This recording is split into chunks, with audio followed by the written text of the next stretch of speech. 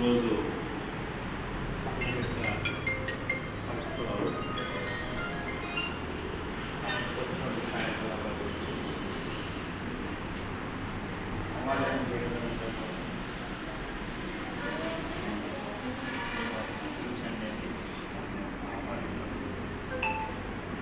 మీకు అందరికీ ప్రత్యేకంగా ధన్యవాదాలు. పిల్లలతో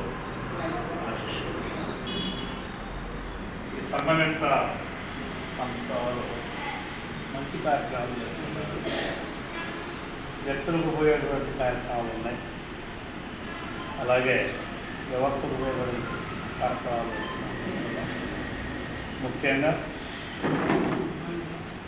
బాధపడే వాళ్ళు ఎవరైతే ఉన్నారో